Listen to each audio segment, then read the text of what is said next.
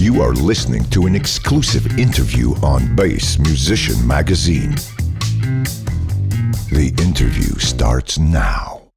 Hey everybody, this is Raul with Bass Musician Magazine, and today we have the great honor of chatting with yet another iconic bassist, heavy hitter, someone who doesn't need introduction, Brian Bromberg. Iconic. Yes. People may go, wow, why are you so... I know. Folks might wonder why I'm so stoked. Before chatting with Brian today, I've been listening to his most recent CD, Thicker Than Water, and so I'm in a Bromberg frenzy here. But we'll come back to that. I know people want to know more about that, but so that people get a little bit to know you, tell us a little bit about your musical journey, Brian. How did you get started in music and on bass? Well, my original musical journey started when I was literally 2.5 years old on drums, because my father was a drummer, my brother's a drummer, so I grew up in a house of drums and started playing and was able to actually play at 4. I know it sounds crazy. And I started working professionally as a drummer 2 to 4 nights a week when I was 12. I was a drummer. That was my life. But I remember in elementary school, I think it was 3rd grade, my family, we were talking, because obviously they were artistically very supportive of me and musically supportive, which was cool. They thought, hey, it's cool that you're playing drums, but why don't you learn another instrument that's more of a melodic instrument, something that's diametrically opposed to the drums, just to expand your world. So somehow I ended up playing cello, and cello's a gorgeous instrument. I love it, but I just could never play it. It was never part of my hands. It just never felt right. Maybe because it was tuned in fifths. I don't know, but I just never, ever connected with the cello, even though it is a beautiful instrument. So I played cello throughout the second half of elementary school and junior high school, and then one day the orchestra director in the junior high school orchestra came up to me and basically said, hey, Brian, you see that big bass sitting over there? He's like, well, we don't have any bass players in the orchestra. We got a bunch of cello players in the orchestra, so why don't you go learn how to play the bass, which was his way of saying, I don't want to hear you keep sawing your cello in half. I'd rather have one bad bass player than have you on cello screwing it up for everybody else. Mm-hmm. So I'm like, the bass, I mean, yeah, this big, it's like, I had absolutely no interest in it whatsoever. And I remember talking to my dad that night, like, well, the guy suggested that I play the bass. And he's like, cool. He goes, then you can play jazz and we can play together. He was like, man, play, learn it. Yeah. So it was like, oh, wow, I never thought of that. So the next day I became a bass player. There you go. Started playing it, and the rest, I guess, is history. I learned very quickly, I guess because of being a working professional drummer where my life was about rhythm. I had good time and I knew rhythm. I was so bad at cello, I didn't know I had music and melody in me. But when I got the bass, which is the perfect blend of rhythm and harmony, it was a natural fit, because I already had the rhythm. I didn't know I had the melody. And when I started playing and started getting comfortable on it, I realized that I had melody and already had the rhythm. And before I knew it, I was playing. So it happened very quickly, but I worked really hard. I mean, I practiced 5 to 8 hours a day. I dropped out of high school. I tested out. I literally would go. The orchestra director at school was very nice. She understood that I wasn't being stupid. I wasn't causing problems. I wasn't doing drugs. I wasn't doing anything wrong. I'd come there in the morning. Orchestra was first period. I would play in the orchestra in the morning, and then I'd spend the rest of the day practicing in the practice room at school, and she let me do it. She never reported me, Nice. And which I appreciate. She probably would have lost her job, but I appreciate the fact that she knew that I was serious, and I guess I had talent. But that's all I did was practice and just play. I immersed myself into the bass, and it just happened very quickly. And after high school, did you pursue further music education, or was this more working and learning as you went? Well, it was weird, because when I actually dropped out of high school, I was still high school age, but I was playing bass in the University of Arizona, all the jazz ensembles and orchestra and stuff. Basically, I was not an enrolled student at the U of A, mm-hmm. but I was in all their music ensembles because I was good. So I played in the big band at the university, and I played in the orchestra, the chamber orchestra, and I did all this stuff because I was, for my age, I was good for my age. Yeah. And I never really enrolled in school. And then I remember I think I enrolled at one point. I remember standing there on the day that you register or something like that, but I never really went to classes there because I was playing all the time. And at one point I just realized I'm playing all the time. At that point, I was a professional musician. I was working 6-7 nights a week with different bands in Tucson. Mm-hmm. It seems crazy, but because it wasn't a really big city, I could play a lot. If you're a good musician, you're playing all the time. So it was a great environment for me to be in because I was playing gigs all the time when there were gigs. There were clubs back then. You know, we're talking a long time ago. Yeah. So I was already doing what I wanted to do. And honestly, in the school situation, I was already playing in all the school orchestras and things like that and school bands. And the bass instructors in the school were more classical legit guys, and I was really getting into jazz. So it's like I kind of went as far as I could in the traditional sense, and then it was just like, screw it, I'm just going to do it all on my own. And that's what ended up happening. You know, I'm not saying it was the right way to do it, but it worked for me. Well, and it's interesting because so many people, again, that's why I always call it a journey, because a lot of times you'll get to where you are now through one of many possible routes. And the big purpose of so many educational programs is to get you exactly where you were, which is gigging 6 nights a week or something. You know, get you work. It was actually great. And it's funny because when I think about this now, even the orchestra directors and the big band jazz director at the University of Arizona at the time, I technically was not a student of the school. And I was in all of the bands and orchestras and the ensembles. I would go on all the school trips. I mean, they literally treated me as I was I'm a student, even though I actually was not really enrolled. It was kind of funny. But I have to tell you, it was an incredible education for me because I still got to experience what it was like going to school, going to classes, learning, doing clinics, workshops, and being involved in playing completely outside of what you do in nightclubs. You know, I'm playing every night in bands, but in the daytime, it would be a completely different thing at the university, which was great, even though I was still in high school technically, you know. So it was really, you know, I'm very fortunate that the teachers supported, I guess, my talent because I was good enough and they wanted me. Sure. You know, like in a weird way, I don't want this to sound wrong, but like selfishly, they really wanted me in the band and the orchestra because I could play. Of course. On the flip side, for me, it was an incredible experience to be able to play with people, you know, at that level, which was great. It was a really big part of my education. And I think growing up in a town like Tucson at the time was also paramount to my education because I played every style of music, you know, from literally marching in rodeo parades, you know, stepping over horse poop on the street, playing snare drum, to playing in the symphony, to playing country gigs, to playing rock gigs, to playing jazz gigs, to playing everything you know, ice-capades. I mean, anybody would come to town, you know, so it was an incredible, very diverse musical education of just being somebody on the scene in a town like that. You know, there weren't that many great, you know, there are a handful of bass players, you know, so I got to work a lot because of that. If I grew up in LA or New York or a big city, I'd just be one of a million, you know. Sure. You know, how many great bass players are there in big cities? But for me, it was like being like the guy. It was great for me because I got all this experience that I would not have had I lived in a bigger city with more musicians. So it was invaluable, I think, for me to hone my skills and, you know, to work on my own band and to work on my own thing and just to be immersed in the music. It was a great period of time. Got you. And you are one of what I consider a kind of unique set of musicians that plays both upright and electric. How did you pick up electric? Did that just kind of happen while you were doing all of that performing as well?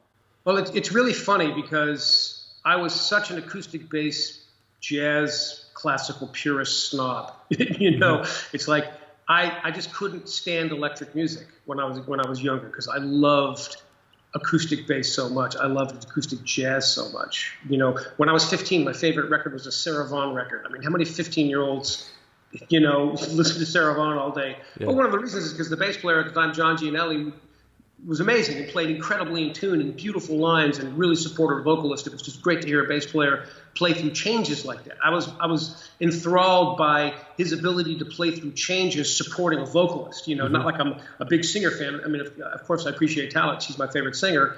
But it was more about how musical you have to be as a bass player to support a vocalist that's doing all this stuff, right? So I was really an acoustic purist growing up. And it wasn't until, well, two things happened similar in time, a few years apart. But it wasn't until I heard Jaco Pastorius that really changed my opinion and view of electric bass. I was a big Stanley Clarke fan, but I much preferred his acoustic playing to his electric playing because his acoustic playing, I mean, to this day has so much identity. No one sounds like Stanley, period, you know, on the upright. And he's a great electric player, too. Nobody sounds like him on the electric as well. But his upright playing is just, he has an identity that he just has his sound. That was very inspirational to me. Well, when I heard Jaco and it was actually Portrait of Tracy. When I heard that completely blew my mind that something so beautiful and so musical can come out of an electric bass. I'd never heard anything like that. So Jocko was the first guy that got me even thinking about electric bass. And I was playing it on gigs, and just because, but I didn't really consider myself an electric bass player. But it wasn't until I got my first break with Stan Getz when I got the audition with him, and he asked me if I played electric bass, and I said, yes, I do. And in fact, that's what actually got me to go out and get the electric bass. Of course I play electric bass, and I really didn't. So I was kind of forced into learning it. So that and listening to Jocko, all that kind of happened around the same time. It's a little bit of a blur of what came first. That was what really set me off on, wow, there's a lot of musicality and beauty in the electric bass, where I was such an acoustic purist. You think about creating the sound on an upright. I mean, I'm blessed. I have a 300-year-old Italian bass. So my bass has so much sound and resonance and so much soul and so much just maturity in the tone. It took me half my career just to be good enough to learn how to play that bass. That bass taught me how to play, literally. I say that with total seriousness. It taught me how to play because you could only play it a certain way. I had to learn how to get a sound out of that instrument. But there's something so organic and real about an acoustic instrument that, to me, playing an electric bass is like a slab of wood with metal frets. It's like made by a factory. It's like there's no soul in this whatsoever, until I heard somebody whose soul came through the instrument, and that was Jocko. It's just like, oh my God, okay, obviously I have a lot of learning to do. And that's when it started on the electric bass. And then it just kind of happened, Yeah. With the acoustic, a book that I had read was by a repairman that basically, I think he was doing repairs up to his 90s out of New York City. And his whole life was getting the best sound possible out of an upright and tweaking and playing and going, okay, the peg needs to be wood, not metal. This needs to be this, and again, the specifics. He used to work on Ron Carter's bass all the time, and Ron would take it in. He says, I think I can get you more sound, or I think I can do more.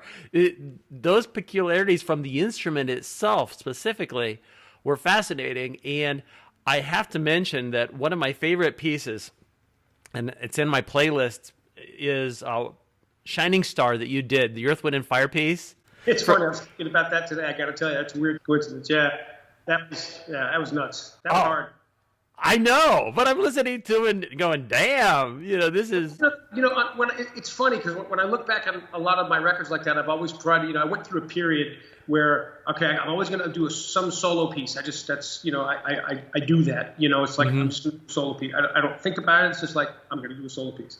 And then I never prepare anything. I'm an improviser. I don't sit down and work out anything in advance. It's just not who I am. So even Shining Star, I didn't work any of that out. I literally went in the studio, started playing it, listened to the original, listened to the recording, play it, boom, boom, boom, play it, and that was it. And the rest is improvised. And then I just tried to make sure I could get some of those parts. And some of those parts, when I realized the Shining Star, a lot of the tunes, again, because I grew up a drummer and I've got this. Mm-hmm. Well, this became this. That's why I do all that two-handed stuff. Yeah. It just naturally happened because I'm used to doing this. It just kind of morphed into the bass. So in my solo bass playing, I don't want to say it was easy for me. It's not easy for me, but it was natural to do two-handed stuff because that's what I did. So a lot of the solo pieces I could do, I could play live and just play them. Shining Star, there was no physical way I could play all the parts at the same time. Mm-hmm. So I made it a three-part. I did three separate bass parts, one for the left, one for the center, and one for the right, because there's so much stuff going on. And I really wanted to do the song. And honestly, I almost had a hard time going, well, man, I don't want to overdub on this because I never overdub anything. I want to do it live. That's what I do. And it's just like, screw it. I don't care. I love the tune so much. I'm just going to make it a conversation. I just don't care, you know?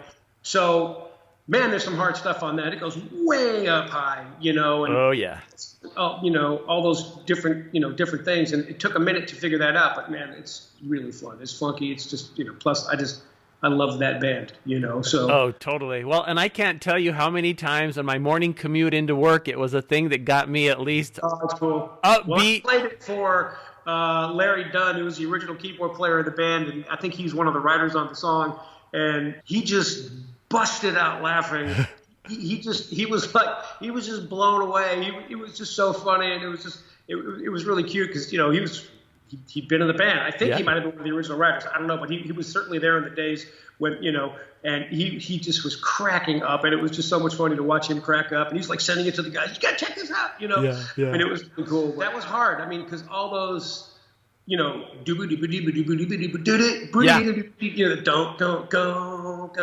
go, it just goes higher and higher and higher and higher and higher, Mm-hmm. But it was fun. It was fun. Thank you. I'm glad you liked it. It's one of my favorites. But now let's talk about Thicker Than Water, because now I've got yet a new favorite. And I have to say, people can see the review we did just earlier this summer. You only have to hear maybe 30 seconds when it makes the hair on the back of your neck stand up and you go, "What? Who is this?" Because this is there's Sirius Electric. You showed up at the studio with 11 basses, and it makes your lip curl up because of the funk. You're just kind of going, dang. It's funny, well, thank you, first of all. and I accomplished my goal. Yes. Want people's hair to stand up on this one. I've been wanting to make a funky record for a long time. And the one thing that I will say, that this is, kind of weird to say this, and I'm blessed with the curse of diversity. And I love a lot of different styles of music. I love a lot of different basses. I love a lot of different things. I love a lot of different sounds. And I really don't like making the same record twice. Sometimes it's appropriate, but, I love pasta, but I don't want to eat it 3 meals a day every day. Mm-hmm. I like diversity. I want Thai food. I want Chinese food. I want B-flat American food. I want barbecue. I want Mexican food. I don't care. I want different things. It's the beauty of life, is experiencing all these different things. So for me, when I was younger and really didn't know how to produce and didn't know how to make records, I made a lot of mistakes in the sense of trying to do too many different styles and too many different things on one record, because that's who I was. I don't want to just do one thing because I love doing all these things. I realized through experience and learning how to produce an over 30-year career of recording and maturity that it's like, well, wait a second, do it as bodies of work, where this is a jazz record, this is a funk record, this is a Joe Beam Brazilian record, this is a Jimi Hendrix record, where they are theme-based projects, and stay within the theme, but be diverse in your world, because I love doing all the different things. Like I said, how many bass players are going to do a Jimi Hendrix tribute record? It was, I don't know if you've heard it or not, I'll send it to you if you haven't. It was 2 different record company presidents from 2 diametrically opposed countries, 2 years apart. Wow. Both said to me, you should do a Jimi Hendrix record. And I'm like, what? So when the first guy said it, it was just like, come on. We were having lunch together. I'm like, what am I going to do with that? 2 years later, a record company executive from Japan said exactly the same thing. You need to do a Jimi Hendrix record. And it was like, well, if I'm getting 2 different guys that are both experienced in this business saying the same thing, I'd better listen, because obviously they're aware of something that I'm not. Mm-hmm. So I did a Jimi Hendrix tribute record, and it was one of the most fun things I've ever done. And I used a ton of basses on that too. It's really fun. But then you jump into the project, and then the project becomes that sound. It's like, it's all piccolo. No, there's no guitar, but it's all that overdrive piccolo bass that sounds like rock guitar. You get into that sound. I've been wanting to make a funk record for a long time and never really put it all together into one project. So Thicker Than Water is something that I've been wanting to do for a long time. And I would say the first half of it, the first 3/4 of it's like really funky. And then it gets into some a little more emotional music. But it's all funky still. The thing about the record that I wanted to do from beginning to end, I wanted backbeat on everything. I wanted groove on everything, even the ballads. Every song has backbeat and groove. Every song is vertical versus what I call jazz is very horizontal, very linear. This is very straight up and down, funky in your face. And for me, it was like, I'm just going to go for it. I'm going to have fun. I'm going to get funky. I want people to hear it and not have a clue who I am, because a lot of people are not familiar with me playing like that. Oh, yeah. Would not think of it. And face it, there's times I look like an accountant. I should be doing your books. I shouldn't be throwing down some funk like that. And it was just stupidly large fun, And the first tune, is that the best you can do? I mean, if that doesn't set the vibe for the record, like what, immediately? So anyway, I'm glad you like it. It's something that I've been wanting to do for a long time, and it's cool. I'm very proud of it. You recruited some amazing musicians, some great sax players, the horn section. I mean, everybody brought their A game with it. I can't tell you, there's been so many times that I might hear a CD and it might have a really great bassist, but then a horn is pitchy or a vocalist is off or something, and you're kind of going, I want to like this so bad, but it's grating on me, but everything here was like hitting on the mark. Well, I appreciate that, and I will say that that's because after making records for over 30 years, I've learned how to produce, and that's the producer in me. That's not the bass player in me. Mm-hmm. And one of the things about, especially bass virtuosos, but it's not just bass virtuosos; it's any virtuoso. Most virtuosos are so incredibly myopic into their world. Great sax players that I play with that are truly some of the greatest players in the world, all they hear is themselves playing over changes, and did they make the changes? Yeah. They don't care what anything else sounds like, because all they do is listen to themselves, which I understand. I get it. Yeah. But that's pretty selfish. It's like, it should be a musical experience for everybody. I want drummers, I want keyboard players, I want secretaries, I want doctors. I want all of them to be able to listen to the music and like it. I don't want it to just be about the bass, which is why, even though my bass is featured like crazy on it, there's sax solos, there's guitar sounding solos, there's trumpet solos, there's piano solos, there's string orchestra, there's horn sections, there's percussion, there's all this stuff happening.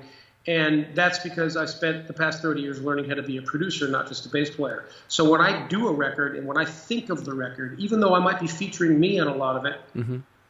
I still think of the big picture, and I still produce and work on it as the big picture. And I don't care if it's one little obscure part that happens over here on the left that happens 4 times. That's just as important as the lead solo. I don't care. It's just as important. They have to work together. It's all about the painting. Mm-hmm. If you stand this close to a painting, you have no idea what you're looking at. But if you stand back and you see the whole painting, it's like, wow, that's pretty cool. That's production. I want to make sure that the whole experience is musical, is in tune, is grooving, is right. Everything you hear is there for a reason. And with a lot of these records, a lot of bass players, and this is not a put down on bass players, a lot of bass players that are just amazing bass players, ridiculous. Mm-hmm. But they're not producers. And they record as bass players. So their bass playing is insane. And you're right, a lot of stuff around them is not at the level of what they bring to the equation. If everything was at the level of what they brought to the equation, these would be like brilliant products, incredible music. So it's, this isn't taking anything away from somebody's artistic ability, mm-hmm. but if you can't look at the big picture, work with people that can help you get the big picture so you can still be the virtuoso you are, but everything else around you lives up to the level of what you're bringing to it, right? If that makes sense. And part of it is even in the mix. A lot of CDs will hear they've mixed down the bass so it's barely a hint of anything, and you're going, well, I think, There's a reason for that. I will tell you what the reason for that is, and I'm sure I'm going to get emails. But there's a reason for that, and I can say this, and I know I'm a pretty down-to-earth, humble guy. In this situation, I know I'm right because I've designed and built recording studios. Okay, I've been in the studio for 30 years. I work with people like David Foster all the time. I was in Capitol 2 days ago. I work in the best studios with the best people all the time. This is a language I know and understand. Most people who make records, and this is no fault of their own, I was blessed. I had an incredible studio that I spent a lot of money on. I had it designed properly. I had structural engineers. I had acoustic engineers. I did everything. And sonically, one of the reasons why my records sound pretty good is because I recorded them in a very controlled environment. I mixed them in a very controlled environment. And I mastered them in a very controlled environment. Mm-hmm. Most guys that make records nowadays can't afford to go spend $10,000, $15,000, $20,000 in studio time in a major studio, can't afford to spend $250,000 building a studio, right? So a lot of guys will do their records in their living room or their bedroom or somebody's hallway or whatever. And it's not a put down. The problem is they're mixing these records in untuned environments. Mm-hmm. And they're also cranking the subwoofers up in the studio too much because it sounds amazing in there. And it probably sounds absolutely amazing when they're mixing it, but they're mixing it in an environment that's not accurate and tuned.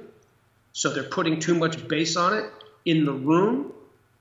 And because they hear too much bass, they back it off on the mix because the room is so big and boomy. They back it off. And when you get the final master, you can't hear the bass. Yeah. Because they hear so much bass in their room, they turn the bass down to sound right in their room, but their room is wrong. Yeah. So the result is the bass is 20% too low because it was booming in the room. That's because they're not in a controlled environment. If these guys were in a real control room or weren't cranking the subs in the studio to sound amazing, you know, they were hearing too much low end in their environment. They turned it down to work in their environment. Their environment is not accurate. You put it in your car, can't hear the bottom. Yeah. So that's what happened. So it's like, it's not, if there's no blame, it's just you're in the wrong environment. It sounds great in there, but you take it in the real world, it doesn't. You have to learn how to do that. I've spent many years getting my butt kicked, going to mastering, giving them the stuff, and it'd be like, this is wrong, this is wrong, this is wrong, fix this, fix this, fix this. Okay, I'll tell you, mastering over the past 20 years has taught me how to mix and taught me how to produce, because they taught me what not to do. If you don't make mistakes, what you're left with is something that's correct. Yes. Instead of trying to enhance something or change something or alter something, do it right the first time, there's nothing to fix. I spent 20 years learning how to not make mistakes on records to the point where I don't make those mistakes anymore, because I learned how to not make them so it's correct and it's balanced. You know, listening to it on an iPhone speaker the other day off of Amazon, and it was like, this sounds amazing. It's like, I can hear absolutely everything. I felt so good. It was like I did my job, because I actually hear the bass on an iPhone speaker. Yeah. But it's not overwhelming. I hear absolutely everything. That to me was like the greatest compliment of like, you did a good job, kid. It was like you learned what not to do. And it shows when you're listening to it on a speaker that's the size of a fingernail. Oh. You know, get a good mix out of a fingernail. Yes, absolutely. And not to mention the whole challenge when it especially comes even to miking upright. And I think that's where I tend to see a huge issue, because you'll have somebody playing on upright and they rip into a solo and it sounds like they were wrapped in like a mover's blanket or something, because all whoa, whoa, whoa, whoa, whoa. I know. Right. And you hear the percussive nature of it, but you're kind of going,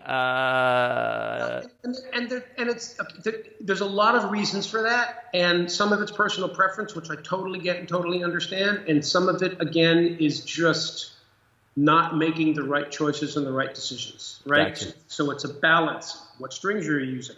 What's the vibe? What sound are you going for? Are you going for a 50s thump, thump, thump sound? Are you going for a more modern sound? What mics are you using? Where is it in the mix? What kind of EQ you know, there's so many different things. Another record company president years ago, who's also a bass player, he goes, Brian, he goes, the one thing about your records which is unlike anything else, which he goes, I respect so much, is he goes, when I'm driving in the car and I'm listening to other people's records, every time a bass solo comes up, I have to turn the stereo up to listen to it. He goes, when your records come on, I don't have to do that. And that, again, was another thing where made me feel really good, because that is the producer side of it. That's not the bass player side. That's looking at the big picture again of like, why is that? Why do you not have to turn it up? Why do you hear it where this guy, you can't hear it? Why? It's not like he's not a great player. Guy's a monster. Yeah. Doesn't. But why can't you hear it? That's a whole other thing. That's about the production side, mic choices, the mix, EQ, things like that, and also the sound of the instrument. I have a kind of an unusual sound on my upright, but it's the sound of my bass. You know, that's what my bass sounds like. That's it. It's what it is. That's what I sound like. That's how I play. But with that sound, there's a lot of clarity, there's a lot of focus, and there's a lot of sustain, which makes it easier to hear the note. When the note just goes, boom, you can't hear the note. Yeah. You feel it feels amazing, but you can't hear it. So you again, there's so many different things that all add up to why the end result is this versus the end result is that. And that, again, is from years of experience and getting my butt kicked. I mean, you learn this stuff the hard way. You know, you record something, you document it forever. And the one thing cool about living in Los Angeles for all these years, I've gotten a chance to work with the best of the best. And they won't mince words. If you bring in something that ain't right, they will tell you. And you will learn, because you don't want to keep making the same mistakes again. So it's been great to be in these environments and learn what preamps sound like, and learn what different microphones sound like, and learn what different rooms sound like. So when you actually do something, you're coming armed with knowledge and experience to take whatever you're doing, to document it, so the end result is something that's really easy to listen to and really easy to understand. So there's a lot of ingredients that all have to add up that are important, that I'd say 90% of them are what good producers are supposed to do. Most instrumentalists don't think that way. I guess I'm fortunate that I've learned enough about production that I think like a producer, which makes the end result more balanced. And this is a good point to talk a little bit about that arsenal of 11 basses that you brought to Thicker Than Water. I don't like doing the same thing over and over and over and over and over and over and over again, you know? So I like different sounds. So for me, all these different basses allows me to be a broader communicator through the music, a broader musician through the music, maybe be a little more emotional through the music, using different sounds and using basses that I can play melodies on in a different way. I mean, I'm a bass player. I love the bass. I'm a bass player, you know? I'm a bass player, you know? It's like, but I also love playing basses that don't sound like basses, but I'm still playing the bass. They're still 34-inch scale. They're still the same string spacing. They're still the same thing. They're still basses. I still use my fingers. I can't play with a pick. I still do what I do. I still finger things exactly the same way. Sometimes I'm in a different position if I play piccolo bass, just because of the nature of the instrument. But where my left hand is going is exactly the same on any bass I play, because the notes are where the notes are, you know? So I love the different sound of the instruments and what they bring to the music. And what I really tried to do on this record, and I think it's cool. This might be one of the first records for me, because I've done it a lot over my career, and you know, I've recorded some pretty cool stuff, and I've really recorded some stupid stuff as well. You learn and you grow, you know. But I think on this one, the way I used the different basses together, I think really worked on this record, especially like on the song "Changes" that I wrote with my nephew Zach. I think I played 4 or 5 different basses on that, but it doesn't sound like it, even though there's all these different sounds. They work so well together, they don't fight each other, because they're truly different instruments doing different roles at the same time with completely different sounds. Some steel string, some nylon string, some fretless, some 5-string, fretted, all these different things. So there's different registers and different tonalities all happening, which it's all about the music. To me, the music is first. You know, it's like, actually, it's the person first, the musician second, and the bass player third, right? So the music comes from within you, you're the person. So the person's always first, you know, and then it's the music, and then it's what instrument you play. But the end result is, it's about the music. What does the music sound like? It is about the music. So, you know, for me, using these different instruments where they don't fight each other, the last thing in the world I want to do is record something that sounds like a NAMM show demo or sounds like I'm in Guitar Center. I want to make music. So it's been fun over the years of trying to do that with the different instruments, and each role and each sound I approach completely differently on the exact same instrument. And that's what's fun about it for me, is to play like the steel guitar sound, the steel string acoustic guitar sound, or the nylon string guitar sound, or the you know, like the jazz box L5 kind of guitar sound, or throw it through, you know, guitar effects and distortion, rock out a little bit, or do some strumming, you know, whatever. I love that it's all on the bass. It's just really cool and really fun and really challenging to jump into those different roles on the same instrument, because you have to think completely differently. The point is like, it's about the music. So if I can't do it the way the music deserves, I'll just hire a guitar player. Sure. But if I can do it, I'd rather do it myself, because it's more rewarding for me to do it myself in my own music, you know? So that's what I've always tried to do. And, you know, I'm still a bass player. I'm making a bass record. It's not just a record of music. I'm a bass player. I'm making a bass record. So I want to play fretless. I want to play 5-string. I want to play fretless 5-string. I want to play fretted 5-string. I want to play piccolo. I want to do all these things because I'm a bass player. I want to play these different basses. So it's really fun to use the different arsenal, you know, to use it, but to try to have the end result be musical, not just a demo, an NAMM show demo, so to speak, you know, where you're stacking yourself and doing this crazy stuff. Make it musical. That's the key. There you go. And gear-wise specifically, what are you playing on? It's Kiesel. Kiesel?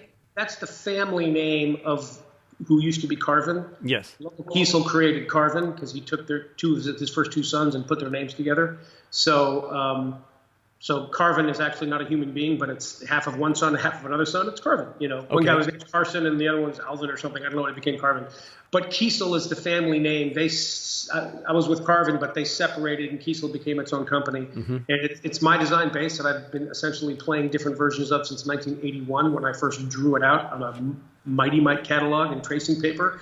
And then I drew it on my Fender Jazz bass, and a friend of mine had a bandsaw, and he cut it out of my Fender Jazz bass. It's like, wow, that works. So I've been playing essentially the same bass shape since 1981. Okay. And over the years, I was with Peavey. I've been with other companies that did, I guess, a different version of my model. But it wasn't until I got to Carvin and Kiesel that the instrument took a radical jump, and these they're great, and I've been playing them for years, and they do a fantastic job. They're American made.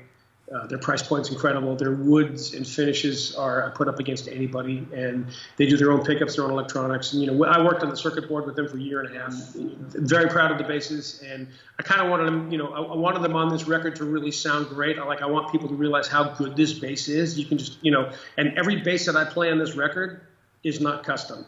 Every one is exactly how you would order it if you ordered it off the catalog or off their website. There's nothing custom about it. It's like, if I can't play it, if it's not right, if you're making it, then why? Then I'm not gonna do it. I don't need, at this stage of my career, I don't need to do it. It's like, why am I doing it? I'm doing it because it's right. So that was important, for me. So the Kiesel basses are great. When I do record, because of the nature of the music that I record, I don't record with an amp, meaning like I don't put a microphone in front of an amp. Like a lot of rock projects, they'll do that for the sound. I don't do that, plug direct. On this record, I used a combination of Epiphany. He doesn't make, he's a 902. It's a really powerful, great solid state bass amp. I don't think he makes them anymore. It's very, very transparent sounding. It makes a really, really great preamp. So I used that as a preamp. I used Avalon 2 preamps as preamps, Trident preamps. I've used a few different preamps, but I basically plug straight into a preamp into the console. Mm-hmm. I record usually flat with no EQ and no effects. I record bone dry and clean, and then I'll put reverb on after, delays or something like that. Any choice of strings? I've been playing labellas for, God, I don't know how many years, forever. What's cool about them is they're handmade, and they will custom make you whatever you want. A lot of the piccolo bass strings didn't exist before. They'll custom make me stuff like the nylon, where I sound like a nylon string guitar. Those never existed before. They custom made me these strings. They're incredible. So they're really cool because they literally will just make you something. So that was neat to work with Richard and the guys to just literally create something that didn't exist. I'm pretty minimalist when it comes to that stuff because I literally plug in direct and that's it, The guitar stuff, I'll actually use, an actual guitar amp and put a mic in front of it, but that's because it's a 12. It's a guitar amp. It's not a bass amp, All this acoustic stuff is all, recorded through, I've got great DPA mics, which are wonderful. And I use a mixture between solid state and tube, and I record everything at 24-bit 96K. I record everything at high resolution. Everything is very pristine sounding and very clear. I want to get as much bandwidth on tape as possible. You can always make it smaller, but you can't make it bigger. So I try to record high resolution just because it sounds better, it's cleaner, the effects work better, and you can, like I said, you can always make it smaller, but you can't make it bigger. If you don't record 10K, you could go to your console and turn up 10K, nothing's going to happen. So I'd rather record everything and then work backwards, because then you can do what you want with it. My good buddy, one of the great bass players, Jeff Berlin, who is just a monster player, I produced a record for him, and he's very fastidious about his sound, and he's badass. He's an amazing bass player. And he just hates slapping, and he hates high-end stuff, so he kept turning the highs off, and I'm like, Jeff, just don't touch anything. Just run it full range. Just open it up. We can always turn it down in the mix. Yeah. He wouldn't listen to me. It's like you turn all the high end off his bass, and then afterwards you turn up the highs. If it's not recorded, you can't turn it up. And you crank the knob, and nothing happens. So it's like he's like, you were right. I should have listened to you. He plays. He's an amazing player, great composer. And I feel bad. It's such a great record, and I want him to love it. And it's just like, man, just record your bass open and full range. We can always take it down. You know. But you can't turn up what doesn't exist. So I try to record as much information as possible and then work backwards. If there's too much high end, I can turn it down. If there's not enough low end, I can turn it up, vice versa. It's pretty much just plug and play. I try to underdo everything. I try to under EQ, not over EQ. Well, and I know you'd mentioned that looking ahead, you're going to be looking at touring for this CD. Yeah, we've done a bunch of dates already, and this has been insanely fun. It's a 10-piece band. Wow. When I can, I have a 5-piece horn section live, just like the record. There's a 5-piece horn section on the record. So I don't know how long I can afford to do it because it's paying a lot of people. Yeah. I'm just a bass player, so it's not like I make a lot of money.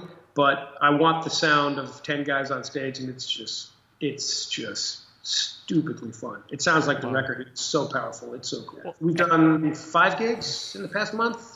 So we've got some more things coming up. We're trying to get out there and get as many dates as we possibly can. I'm at that weird level of my career where I'm not a star and I'm not unknown. I'm right in the middle. Yeah. It's like it's really hard to get people to make it financially feasible for you to take a band on the road when you're in the middle. They'll pay a fortune for people that are up on top because they'll sell out. It's going to be fine. They'll make their money back. Yeah. If you're down at the bottom, you either won't get a gig or they'll pay you next to nothing. I'm in a situation where I can't get paid next to nothing because I got people I got to pay. Sure. And they're like, yeah, but Bromberg, are you going to sell any tickets or not? So you're in that weird zone of like trying to make it work, but it's so much fun playing with a 10-piece band. Oh my God. It's just, you cannot wipe the grin off my face. And when you're playing live, are you DIing into the house or are you using amplification? Definitely, I'll get backlined and they'll take DIs out of the amps. All the bass stuff is direct out of the bass. Well, live, I basically, I'll just narrow it down to 2 things. I play 2 basic basses live. The bass, the actual bass, and then the pick bass. The bass is direct. That will come out of the DI of the amp or straight in, and that's totally direct. The piccolo bass is a 57 mic in front of a guitar cabinet because I run my piccolo bass through the guitar. The piccolo bass is literally a guitar, and the bass is direct, and it's a blend of both. So and they are totally 2 different instruments. I can't play both at the same time, so their roles are totally different. This is Lucky Man. Lucky Man! And he's relentless these days. He was a stray that I found hanging out in front of a gas station in a very, very small town in Utah called Nephi, Utah. Okay. And ended up jumping in my car and going to Vegas with me and then to Los Angeles, and that's it. Hence Lucky. There you go. Hence Lucky Man. Lucky Man. He's awesome. He's a good one. Well, coming back to the tour, if people want to find out where you're going to be, and especially if you're going to be in a town near them, brianbromberg.net would be the best place to look? brianbromberg.net. I've got a bunch of Facebook pages as well, but brianbromberg.net is going to be where I'll post any of the gigs and what we're doing. And we're working on it now. We're going to, in October, playing the Barbados Jazz Festival, which would be nice. And also playing a festival in Portugal in October. So we're getting out a little bit and hopefully going to Japan either later this year or next year and trying to get as many days out here as possible. I mean, I just love playing live and the band is just kicking. It is so much fun to play this music live because it's funky and it's fun and there's just so much energy. Let me move him down. It's just so much fun. So hopefully we'll get a chance to do a bunch of dates, which would be great. And it's just fun. All I can say is it's just fun. I don't think I've ever had so much fun playing with this band and this vibe, just because the music itself is just fun. It's different. When I play like the real serious straight ahead acoustic stuff with great players, that's fun on a different level. That's really important and it's emotional. You're working hard, This, you're working hard, but you're smiling, right? This is just grooving, it's really fun. So it's just nice to get out there and actually have fun, which is cool. And hopefully we can do more dates. As much of a focus as you have on Thicker Than Water, I know a lot of times musicians, bass especially, are like sharks. You're always looking even farther ahead. You have any future things in the back of your mind that you're looking at to do? Well, constantly. There's a bunch of different records that I would like to make. It's just a matter of what the record company wants to do. It's, budget's massively important these days. It's like, what is it going to cost to do what I want to do? And what's the market for what I want to do, especially if you want to go do some different directions. A lot of it, too, depends on what the success of Thicker Than Water is like if this, connects, then you want to keep the vibe going if it's working and people are getting it. Sure. So let's see what happens. I'm constantly writing, doing different things. And, I'm also a jazz guy, so I'm always writing. Yesterday I started writing a really cool straight ahead tune, so it's like the music just shows up. So I definitely am going to do some more acoustic-based jazz records. I'm definitely going to do some more funky stuff. There's ideas that I have. One of the records that I'd like to do is I want to do a cover record. I've recorded a lot of covers in my day, but I think there's a lot of great music out there that would really be so much fun to do in my way, whatever that is, Sure. because there's some, songs are hits for a reason. Hits don't happen accidentally. Okay. So if a song was a hit, there's a reason it was a hit. So it's fun to do your own twist on something that was a hit because the song has already proven itself. Sure. Now it's up to you to do something that makes it yours. So I love that challenge of taking a song that everybody knows and it's just like, wow, I would never think of doing it that way. But they know the song, so they're instantaneously singing along with it. It's funny. I work with David Foster a lot, who's, one of the greatest producers in the world. One of the things about him that I learned from him years ago, which is so true because I've heard it. He goes, I don't care how much money you spend on a demo or how amazing a demo is produced. If it's not a good song, it's never going to be a hit. It's never going to make it. You could stick a microphone in front of your face and strum guitar and sing and do a demo of a song that's just you playing guitar and singing. If the song's a hit, you're going to know it immediately. This demo cost $3.40 to make. That demo cost $15,000 to make. Yeah. Which one's going to be the hit? It's not about the production. It's not about the bells and whistles. It's not about anything other than the song. So when a song becomes a hit, there's a reason. It's because the song connected. So I like the idea of doing a project of 12 or 10 hits because everybody knows them. They connected. They've already proven themselves. Mm-hmm. Now it's up to me to do my own thing on it, which I think is a great challenge to have. So that's something I'd like to do. Definitely want to make more jazz records because I love doing that. And let's see what happens with Thicker Than Water because it's, it was so much fun to do this. I would love to do another one. Let's put it that way, where you can get funky and do some different things. It's just really fun. And this one, I featured the electric bass more than I usually do, which was really fun for me. The last one, the Bromberg Plays Hendrix record, was all electric bass except for one song. It's just different. Yeah. But that's the last record that I really focused on a lot of electric bass. So it's nice to do this after that. So we'll see what happens. But I'm thrilled to at least have a record deal after all these years, to still have a record deal. And Mac Avenue is an incredible label, and they're very supportive. And I feel like I'm one of the lucky guys that I still have a record deal in a time when the record business is just so upside down. Every year it gets harder and harder and harder to try to find your path and earn a living in this business because the business is just kind of shot, which is really a shame. People still want to hear the music, but everything's changed. Well, and Victor Wooten, while he was up here, very wisely had said in the change of the paradigm, back in the day, people used to watch TV for free and pay for music. Now, they'll pay for TV, but they want music for free. Yeah. And that's very true. And he's not only is he a great player, he's a very wise man. Not only is that true, but you have an entire generation of people that grew up thinking that intellectual property is worth nothing, and just because it's on the computer, it should be free. It's like, it's okay. You can go to jail for stealing a shirt, but somebody can spend $100,000 on a record and you steal it. That's okay. Yeah. But here's a $20 shirt. You're going to go to jail for a month. It's like, wait a second. Yeah. That's a whole other conversation. I hear you, man. Well, Brian. Yeah. Well, Brian, we appreciate you taking time out of your very busy schedule to chat with us. Folks, make sure you check out Thicker Than Water. Read my review if you need a little extra coaxing. Again, this is, as we love to say in the bass community, this is the shit. So you need to hear it.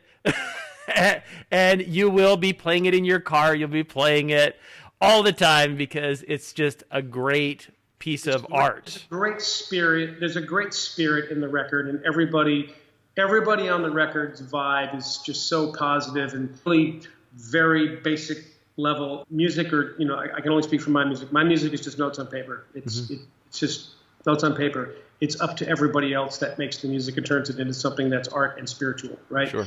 And that's why I always try to surround myself with great people and great talent, because without them, it's never going to sound as good as it does. It's they help make it what it is, because if not, it's just notes on paper. Who cares? So it's really important that you surround yourself with people that you love playing with, people that you love as people, and that you want that energy, because that energy, that's the beauty of recording. The recording doesn't know the difference if it's magical or tragical. The recording is going to be exactly the same. It doesn't know the difference. It's ones and zeros, baby. It's about the spirit of the people making the music is what makes the music special and jump out. And I think on Thicker Than Water, the vibe from everybody contributed to help taking the record to a higher level. And I think it's obvious and it's really cool. And for me, it's heartwarming to hear that because I can feel their energy, which took my music to a whole nother level that I couldn't do by myself. And that's awesome. Absolutely. Well, thanks again, man. You've seen him here, Brian Bromberg, directly on Bass Musician Magazine. And Lucky, man. Don't forget Lucky. And Lucky. Thanks for bassing out with us here on BassMusicianMagazine.com.